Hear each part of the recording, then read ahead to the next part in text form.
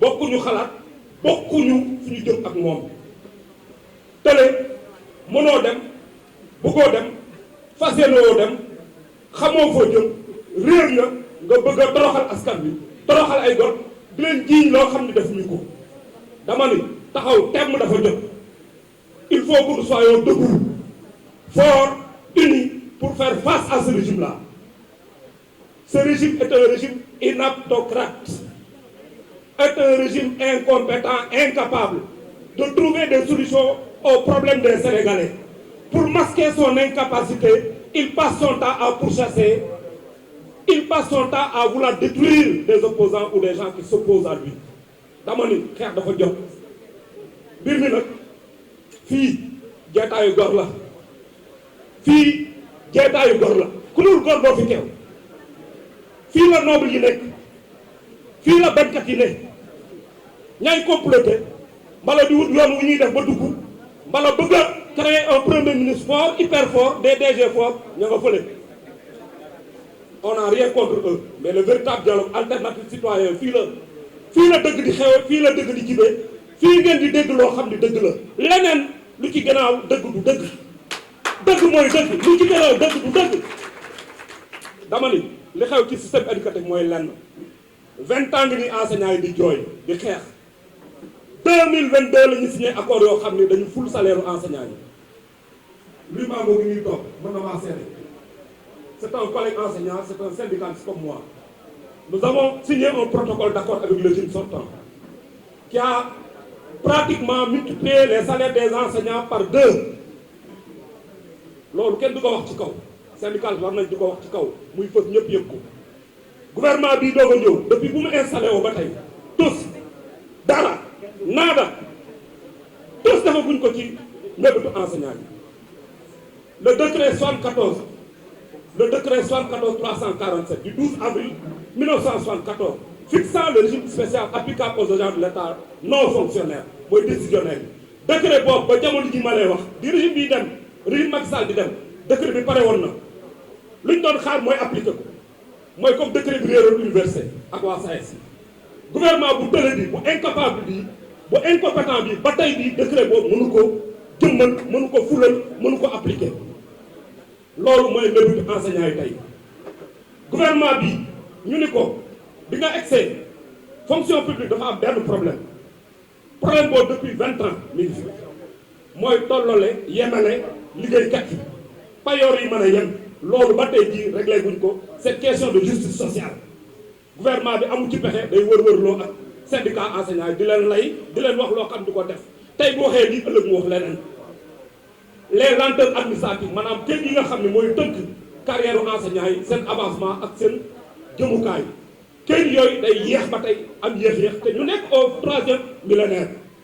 avec le développement des technologies de l'information la communication avec la digitalisation avec l'informatisation à outrance comment on peut aujourd'hui accepter ou admettre dans une administration publique qu'il y ait des lenteurs administratives c'est anormal gouvernement incompétent mooy def loolu nañu waxante dëgg gouvernement bi parce que tas fépp laa wax tas fépp liggéey tax ko jóg lay kese benn saafara mënoo koo andi ci problème liggéeykat yi du toroxale ay liggéeykat yaakaar ngeen ne 30 000 jeunes yoo xam ni dafa amoon bërëbu liggéeykaay ñu xëy si ba ne leen jarax ci mbedd mi ñenn ñi amuñu appartenance politique c'est pas vrai parce que dañ leen bëgg a woo seen parti ñu lànk bañ a transhumé looloo tax ñu dàq leen gouvernement bu mel nii ngeen yaakaar ni mën naa réussir li may tëjee mooy leen dama ni askan woo xam ni day toroxal ay gor askan woo xam ni day tuumal as gor di yàq deram di gàkkal deram askan woo xam ni fen sos rindaaj naa fekk moo ko lal askan woow du sukkaliku je vous défie dans 5 ans on fera le bilan de ce pouvoir de Pastef là ils vont rien réussir parce qu'ils sont incompétents je vous remercie. xol yi nag parce que tey message bi du yomb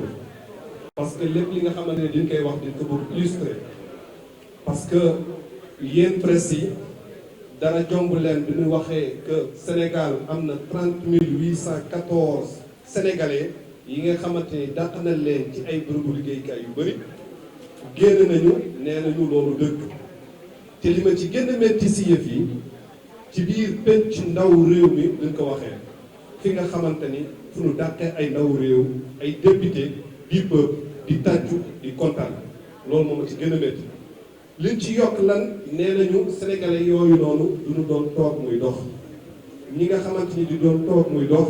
di toog muy taal di toog muy connecté wu je pense que ni xam na leen ci loolu nag tey ñun rassemblement des travailleurs du Sénégal lu tax ñu ñëw ci dialogue alternative citoyenniste nous sommes des citoyens sénégalais sax maa ngi déglu le facilitateur de la République le facilitateur du dialogue plutôt pour moi nee na consulté na les jeunes les femmes les syndicats la presse patronat mais musul consulter les travailleurs licenciés te boo leen fàttaliku première mai am na benn image bu fort bu ñu jox sunu gouvernement bi mais dafa mel ni ñoom amuñu tànk ci suuf ñi ngi ci niveau aérien planète Mars moo tax gisuñu loolu je pense que ni sa kii boobu noonu jàppoon naa ne ministre bu responsable président bi nga xamante ni bu ñuy noot sa askan doo xool feneen da nga war woo ndaw ñooñu woo leen laaj leen li leen la ngeen di jooy mais bu ñu gis ni boobu ba léegi waxu ci defu ci te di leen wax ni que ndaw ñooñu ñi ngi woon ci ay entreprises yu bëri liñ leen daan ay dàq woon ci benn anam bu jaar yoon jàpp naa ne li nga xamante lu mënut ñàkk nit ki boo ko jox boo ko dàqee xanaa ab kayit booy tirer sa machine muy lu ñuy tuddee certificat de travail de faire contrat wala de travail war nga ko mën a jox te loolu je défie tous les DG tous les ministres ba ci primature ba ci présidence parce que am na ñu fa daal amul kenn ku ñu daal ñu jox la sa certificat de travail waxuma la nag indemnité de précarité préavis de rupture je parle sous le contrôle des juristes yi nga xamante ni ñi ngi sama ginnaaw ci loolu dina am ñi nga xamante ni ci rassemblement dama bëgg woo leen par kenn ñu nekk ay pères de famille ñu dàq leen ñu wax leen lu ñuy dund dinaa commencer par Lamane Fall di FOGIP ku nekk nag si yéen si assistance ci presse bi nañu wax parce que il faut ñu def état de lieu ñu xool drame social bi nga xamante ni père de famille yi nii yi nga xamante ni seen i pap ñu servir armée sénégalaise te dinaa ko bàyyi sax moom mu gën a expliquer la man bismillah. salaamaaleykum maa ngi leen di vraiment responsable yi fi nekk leen nuyu leen jël seen wàlluwaay di rafetlu jotaay bi peut-être nekkoon na jotaay boo xam ne parce que lu mu bëggoon la soo xoolee man maa ngi doon liggéey FONGIP CDI laa fa amoon dañoo xëy rek jox ñu lettre d'explication absence 7 jours ñu dàq ñu te ñu dañ doon teel a xëy ñu toog muy dox man dama doon liggéey 7 heures du matin dina wàcc ay 22 heures aw heure wàcc voilà situation bi nu mu demee ñëw na liggéey si femme bi ñëw na remplacer ñu andi ñeneen ñu changé 13 personnes yoo xam ne ñoom ñëpp CDI lan na moon ñu dàq leen moom dàq nañu andi na 23 personnes yoo xam ne defal na leen CDI dugal leen foofu peut-être am na ñu bari ñoo xam ne mën nañ ko vérifier même le chef de protocole di bu Sonko muy Jibi Ngay am na rakam boo xam ne sax dugal nañ ko fa defal na ko fa CDI doomu Jibi Ngay tamit encore jëlaat nañ ko defal ko CDI yóbbu ko foofu kon peut-être ñoom loolu ñu doon bañ ñu ngi koy def chaque fois àdduna nag dafa doy waar ñun ay père de famille la sunu papa nekkoon service Sénégal nekk homme de tenue yàlla moom ko si liggéey bu doon def man ma nekk taawam di liggéey am sumay rak man maay seen taaw may taawu kër gi yàlla dimbali ma muy liggéey di ñafe man gérer sama famille gérer sama yaay sama rak ñëpp sama lañu yaakaaroon ma xëy benn jour ñu dàq ma affaire bi metti na trop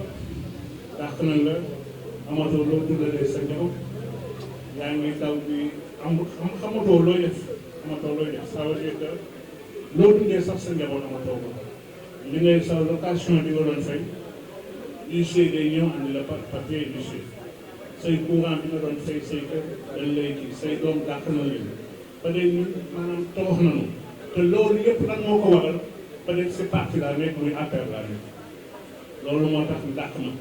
képp koo xam ne tamit am na ñoo xam ne nee nañ ñu ngi woon si beneen parti mais dañ leen a dàq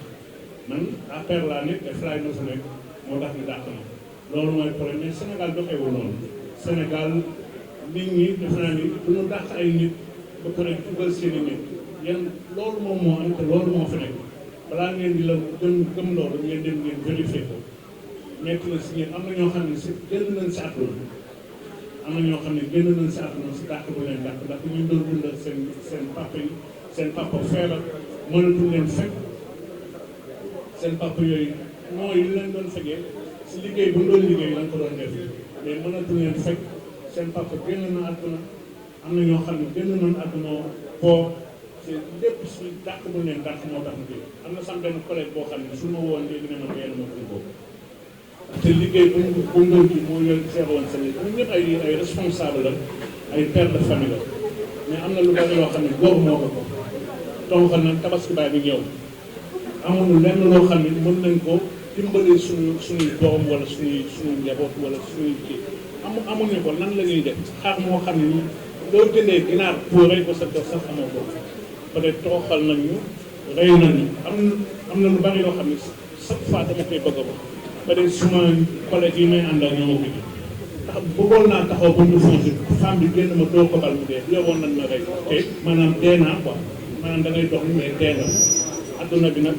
tellement comme am na lu bari loo xam ne nit mënu ko wax fii mais yàlla na yàlla suturaal ko merci beaucoup loolu témoignage bu am solo bi nga xamante ni moom mi ngi koy dund te mu nekk père de famille nekk borom njaboot dinaa ci ñëwaat ci leneen li nga xamante ni ñoom ñu koy wax nee na ñun amuñu compétence lu nekk wax nañ ko di leen ko prouvé di woo madame Ndiaye nga ñëw fii nii bi nga xamante ni moom lañ publié woon meilleur agent commercial au niveau de la CDC.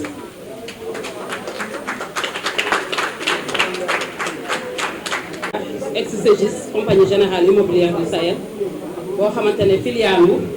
caisse de dépôt et de consignation la donc man maa ngi ko commencé di liggéey depuis 2021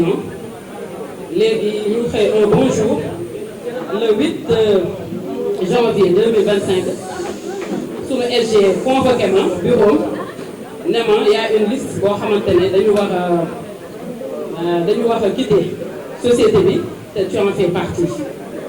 ma ne ko comment ça après mu expliqué ma ne ma ce sont des motifs c'est un motif économique donc dañu am liste de 14 personnes yoo xamante ne dañ ci bokk te danga war a dem ma ne leen mais yéen sur quelle base ak quel critère ngeen war a mën a taxaw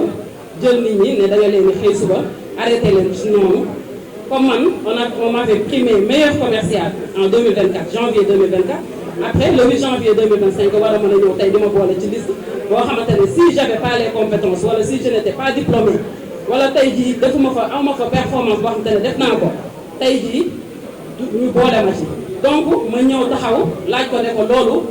lan lañ ko mën a déduire te du man kese parce que tey jii am na ñoo xamante ne ay agent comptable lañu am na koo xamante ne ce sont des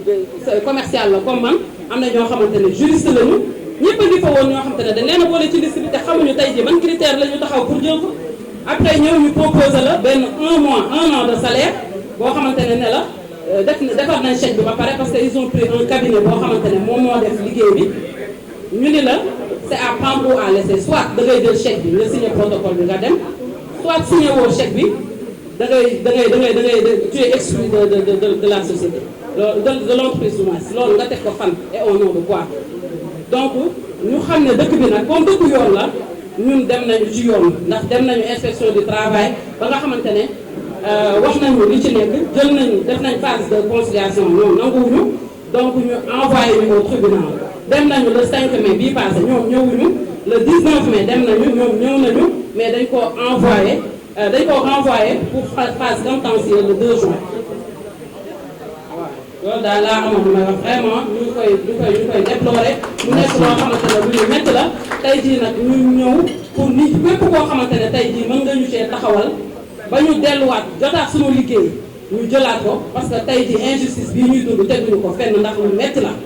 vraiment ndax man tey jii je les ai fait un chiffre d'affaires de 12 milliards ndax aéroport bii li ma fa jaay lépp